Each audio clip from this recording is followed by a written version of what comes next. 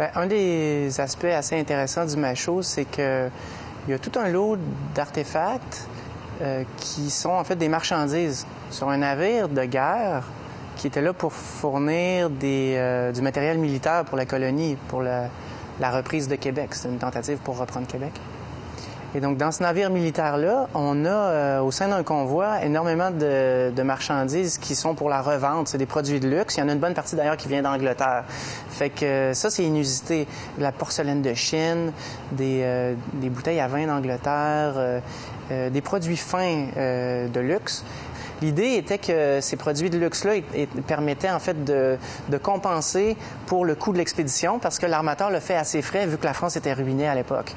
Donc, ce qui est intéressant, c'est d'essayer d'expliquer la différence entre l'histoire qui nous parle d'interdit de commerce entre des pays en guerre, mais la réalité qu'on voit au travers de l'archéologie qui dit que non, il y avait du commerce malgré la guerre. Les intérêts financiers continuent de jouer, tu sais.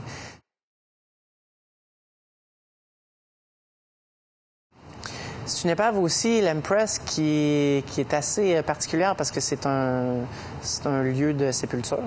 Des milliers de personnes qui ont trouvé la mort, 1012, si je me trompe pas. Et donc, une partie de ces personnes-là sont toujours à bord. Donc là, il faut donc respecter la mémoire des gens. Il y a une dimension vraiment symbolique, émotive, importante quand on plonge sur une épave comme ça. Le lieu est habité par les gens, qu'on le veuille ou pas, le lieu est encore habité par les gens qui ont péri sur le site. Là. Fait que maintenant, l'Empress of Ireland a été pillé massivement, donc c'est sûr qu'il y a une partie des objets maintenant qui sont disparus ou plus accessibles.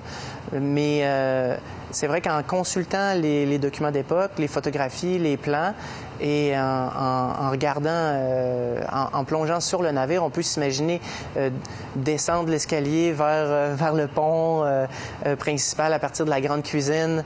Et donc, comme on chemine sur l'épave en tant que plongeur, on se trouve à parcourir le même chemin que les passagers avaient parcouru au moment du naufrage et avant. Donc, c'est un très beau site pour ça.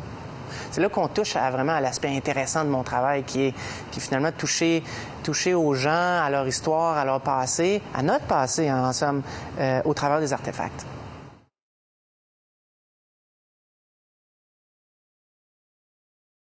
Un des objets qui est présenté dans l'exposition, c'est la petite écuelle qui a été découverte lors des premières plongées. C'est un objet assez intéressant parce qu'il nous permet de nous rapprocher des miliciens de la Nouvelle-Angleterre qui sont venus attaquer Québec en 1690, entre autres à cause des initiales qu'on retrouve sur le blason de l'écuelle. Alors, IM et S font référence à Increase Moseley, qui était marié à Sarah. Alors ça, c'est un exemple d'objet individuel qui a été retrouvé hors concrétion. Il faut faire la différence avec ces objets-là et les objets qu'on retrouve en concrétion. Les concrétions, ce sont des espèces de masses qui vont se développer dans les fonds marins à partir de l'activité biologique qu'on retrouve. Comme dans ce cas-ci, dans le cas de cette petite concrétion-là, on retrouve une quarantaine de balles de plomb. Pourquoi on retrouve autant de balles de plomb dans cet endroit-ci? C'est que les balles étaient probablement dans un sac qui a disparu. Et comme le textile a disparu, les balles sont restées soudées entre elles.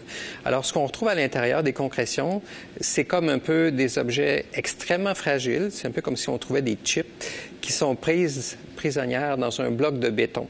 Alors, c'est toute la difficulté de la situation. Et on espère toujours, à chaque fois qu'on fait le travail sur une concrétion marine, de trouver l'indice marquant qui va faire la différence, peut-être, dans l'interprétation des données archéologiques.